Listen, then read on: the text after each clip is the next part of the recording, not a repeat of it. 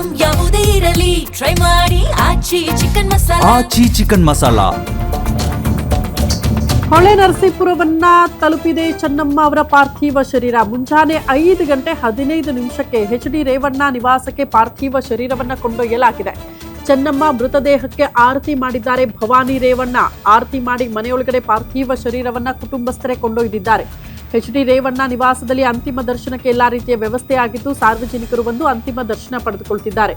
ಸದ್ಯ ರೇವಣ್ಣ ಅವರ ಮನೆಯೊಳಗಡೆ ಚೆನ್ನಮ್ಮ ಅವರ ಪಾರ್ಥಿವ ಶರೀರ ಇದೆ.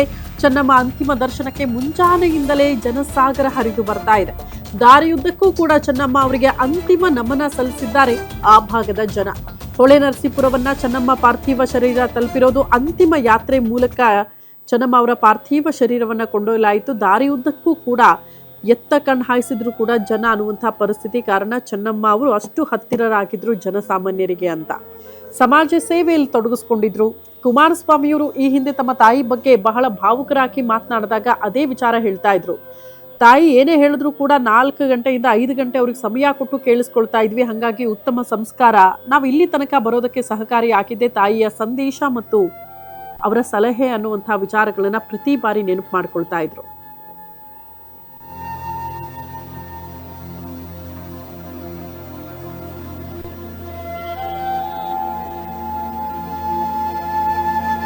ಈ ಬಗ್ಗೆ ಮತ್ತಷ್ಟು ಡೀಟೇಲ್ಸ್ ಅನ್ನ ಕೊಡ್ತಾ ಹೋಗ್ತಾರೆ ನಮ್ಮ ಪ್ರತಿನಿಧಿ ದುರ್ಗೇಶ್. ನೇರ ಸಂಪರ್ಕದಲ್ಲಿ ಜಾಯಿನ್ ಆಗ್ತಿದ್ದಾರೆ ಸ್ಪಾಟ್ ಇಂದ. ದುರ್ಗೇಶ್, ಸದ್ಯ ಪಾರ್ಥಿವ ಶರೀರ ರೇವಣ್ಣ ಅವರ ನಿವಾಸ ತಲುಪಿದ್ದು ಎಷ್ಟು ಸಿದ್ಧತೆಗಳಾಗಿದೆ? ಎಷ್ಟೊತ್ತಿಗೆ ಸಾರ್ವಜನಿಕರ ದರ್ಶನಕ್ಕೆ ವ್ಯವಸ್ಥೆ? ಈಗ ಆಲ್ರೆಡಿ ಜನ ಬರ್ತಾ ಇರೋದ್ರಿಂದ ವ್ಯವಸ್ಥೆ ಆಗಿದೆಯಾ ಅವರಿಗೆ? ಇವತ್ತೇನು ಬೆಳವಣಿಗೆ ನಿರೀಕ್ಷೆ ಮಾಡಬಹುದು ಅಂತ?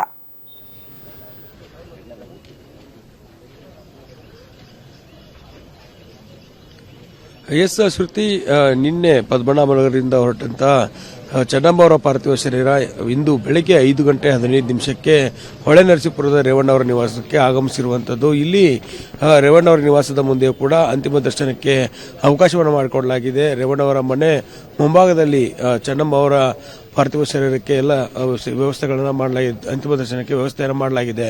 ಜೊತೆಗೆ ಸಾರ್ವಜನಿಕರಿಗೆ ಏನು ಬ್ಯಾರಿಕೇಡ್ಗಳ ಮೂಲಕ ದರ್ಶನಕ್ಕೆ ಅವಕಾಶವನ್ನು ಮಾಡಿಕೊಟ್ಟಿರುವಂಥದ್ದು ನಾನು ದೃಶ್ಯಗಳಲ್ಲೂ ಕೂಡ ತೋರಿಸುವಂಥ ಪ್ರಯತ್ನವನ್ನು ಮಾಡ್ತೀನಿ. ಬೆಳಗ್ಗೆಯಿಂದಲೇ ಕೂಡ ಅಂದರೆ ಯಾವಾಗ 5 ಗಂಟೆ 15 ನಿಮಿಷಕ್ಕೆ ಪಾರ್ಥಿವ ಶರೀರ ಈ ಒಂದು ಹೊಳೆ ನರಸೀಪುರದ ರೇವಣ್ಣ ಅವರ ನಿವಾಸಕ್ಕೆ ಬಂತು, ಆಗ್ಲಿಂದಲೂ ಕೂಡ ಸರ್ತಿ ಸಾಲಿನಲ್ಲಿ ನಿಂತು ಜನರು ಈ ದರ್ಶನವನ್ನು ಪಡಿತಾ ಇರುವಂಥದ್ದು.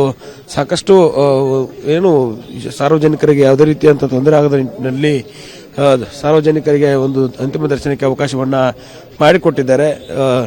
ರೇವಣ್ಣ ಅವರ ನಿವಾಸದ ಮುಂದೆ ಎಲ್ಲರೂ ಕೂಡ ಅಂದರೆ ಈ ಭಾಗದಲ್ಲಿ ಹೊಳೆ ನರಸೀಪುರದಲ್ಲಿ ಈ ಚೆನ್ನಮ್ಮ ಅವರು ಇರುವಂಥದ್ದು, ಇಲ್ಲಿ ಹುಟ್ಟೂರು ಅನ್ನುವಂಥದ್ದು ಕೂಡ ಹರದನಹಳ್ಳಿ. ಹೀಗಾಗಿ ಚೆನ್ನಮ್ಮ ಅವರ ಅಂತಿಮ ದರ್ಶನಕ್ಕೆ ಸಾಲಾಗಿ ಜನರು ಆಗಮಿಸ್ತಾ ಇದ್ದಾರೆ. ಭವಾನಿ ರೇವಣ್ಣ ಅವರು ಕೂಡ ಚೆನ್ನಮ್ಮ ಅವರ ಅಂತಿಮ ಪಾರ್ಥಿವ ಶರೀರದ ಮುಂದೆ ಕುಳಿತುಕೊಂಡಿದ್ದಾರೆ.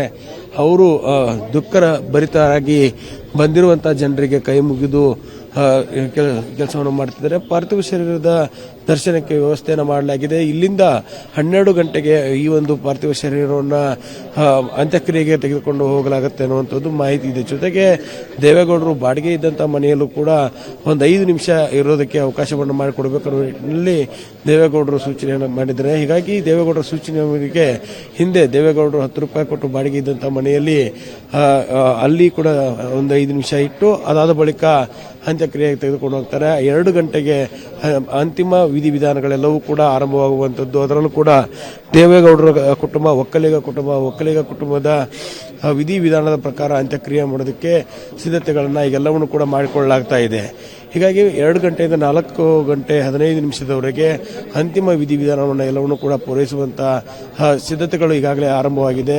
ದೃಶ್ಯಗಳು ಗಮನಿಸ್ತಾ ಇದ್ದೀರಿ. ಸಾರ್ವಜನಿಕರು ಹೂವಿನ ಹಾರವನ್ನು ತಂದು ಚೆನ್ನಮ್ಮ ಅವರ ಅಂತಿಮವಂತ ಪಾರ್ಥಿವ ಶರೀರದ ದರ್ಶನವನ್ನು ಮಾಡಿಕೊಳ್ತಿದ್ದಾರೆ. ಸಾಕಷ್ಟು ಜನರು ಬೆಳಗ್ಗೆಯಿಂದಲೂ ಕೂಡ ಸಾಲುಗಟ್ಟಿ ನಿಂತು ದರ್ಶನವನ್ನು ಪಡೆದುಕೊಳ್ತಾ ಇರುವಂಥದ್ದು. ಯಾಕಂದರೆ ಈ ಭಾಗದಲ್ಲಿ ಹಳೆ ಮೈಸೂರು ಭಾಗದಲ್ಲಿ, ಅದರಲ್ಲೂ ಕೂಡ ಹೊಳೆ ನರಸೀಪುರ ಹಾಸನ ಭಾಗದಲ್ಲಿ ದೇವೇಗೌಡರ ಒಂದು ಜನರೊಂದಿಗಿನ ಒಡನಾಟ ಮತ್ತು ಜನರಿಗೆ ಮಾಡಿದಂಥ ಸೇವೆಗಳು ಸಾಕಷ್ಟು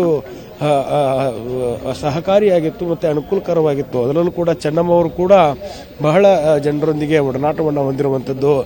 ಯಾರೇ ಬಂದರೂ ಕೂಡ ಅವರಿಗೆ ಊಟ ಮಾಡಿದ್ರ ಅನ್ನುವಂಥ ನಿಟ್ಟಿನಲ್ಲಿ ಎಲ್ಲ ಕಾಳಜಿಯನ್ನು ಮಾಡ್ತಾ ಇದ್ರು. ಏನೇ ಕಷ್ಟ ಬಂದರೂ ಕೂಡ ಅವರಿಗೆ ಕಾಳಜಿಯನ್ನು ಮಾಡ್ತಾ ಇದ್ರು. ಹೀಗಾಗಿ ದೇವೇಗೌಡರು ಅಷ್ಟೇ ಅಲ್ಲದೆ ಚೆನ್ನಮ್ಮ ಅವರು ಕೂಡ ಸಾಕಷ್ಟು ಜನರೊಂದಿಗೆ ಒಡನಾಟವನ್ನು ಹೊಂದಿದ್ರು. ಹೀಗಾಗಿ ಅವರನ್ನು ಕಂಡುಕೊಳ್ಬೇಕು, ಅಂತಿಮವಾಗಿ ಅವರ ದರ್ಶನವನ್ನು ಪಡೆದುಕೊಳ್ಬೇಕು ಅನ್ನೋ ನಿಟ್ಟಿನಲ್ಲಿ ಸಾಕಷ್ಟು ಜನರು ಬರ್ತಿದ್ದಾರೆ. ಇಲ್ಲಿ ಬೆಳಗ್ಗೆ 12 ಗಂಟೆವರೆಗೂ ಕೂಡ ಅಂತಿಮ ದರ್ಶನಕ್ಕೆ ಅವಕಾಶವನ್ನು ಮಾಡಿಕೊಡಲಾಗಿದೆ. ಇಲ್ಲಿಂದ ಅದಾದ ಬಳಿಕ 12 ಗಂಟೆಯಿಂದ ಮಾವಿನ ದೇವಸ್ಥಾನಕ್ಕೆ ಕರೆದು ಹೋಗ್ತಾರೆ. ದೇವಸ್ಥಾನದ ಬಳಿ ಏನು ಅಂತಿಮ ವಿಧಿವಿಧಾನಕ್ಕೆ ಅವಕಾಶವನ್ನು ಮಾಡಿಕೊಡಲಾಗಿದೆ. ಅಲ್ಲಿ ಒಂದು ಅಂತ್ಯಕ್ರಿಯೆ ನಡೆಯುವಂಥದ್ದು. ಶ್ರುತಿ. ಓಕೆ ದುರ್ಗೇಶ್, ಧನ್ಯವಾದಗಳು ತಮ್ಮೆಲ್ಲ ಮಾಹಿತಿಗೆ.